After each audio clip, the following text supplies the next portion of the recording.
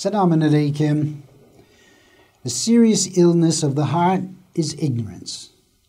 The only way we can protect our iman is by having knowledge. So we're reading about the life of our Prophet Rasulullah sallallahu alaihi wasallam. Before I continue, I want to read from the book Ethics of Islam. Hadith Sharifs communicate.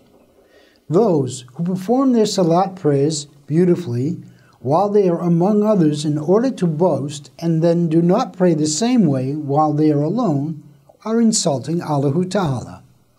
And what I am most afraid of is that you may lapse into shirk al-asghari, that is, small shirk, or in other words, it is hypocrisy, riyah.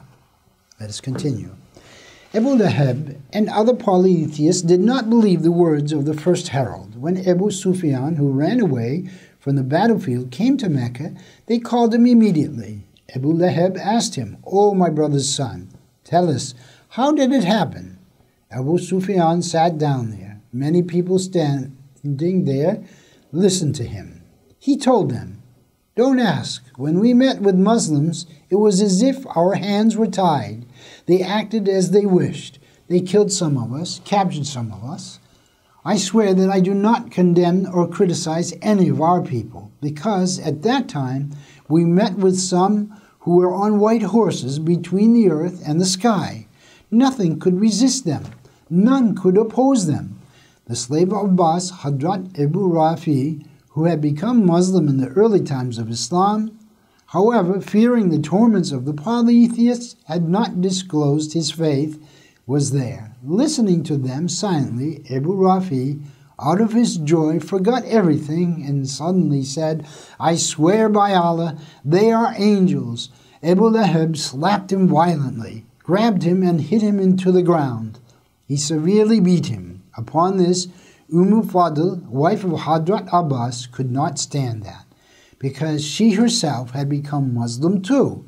Ummu Fadl, taking one of the sticks in the room, saying, "You saw him powerless, since he has no helper, didn't you?" She hit Abû Lahab vehemently.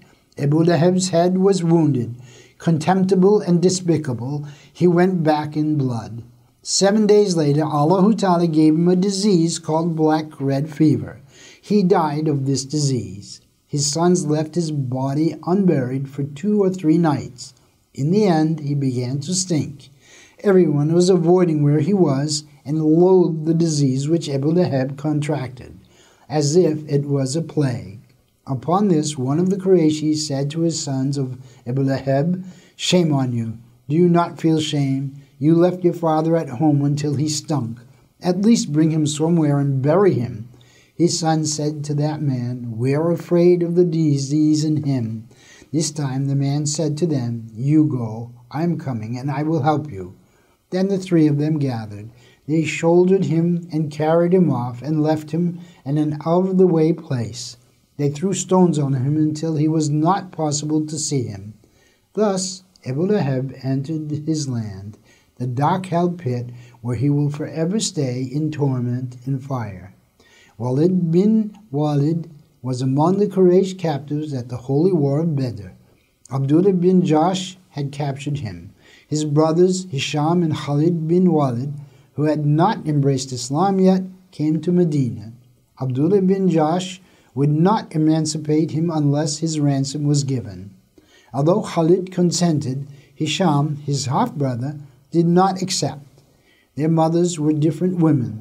Our master, Rasulullah sallallahu alaihi wasallam, suggested the delivery of their father's weaponry and equipment.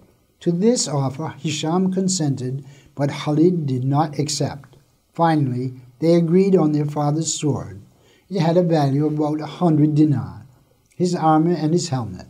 They saved Walid from captivity and set off for Mecca. However, Walid left them at the location of Zul Hulaifa, which was 4 miles from Medina, came to our master the Prophet and embraced Islam. He became one of the companions. After a while, he went to Mecca to his brothers. When Khalid bin Walid asked him, "Since you would become Muslim, why did you not become Muslim before we paid for your ransom?" Wa alaikum salam.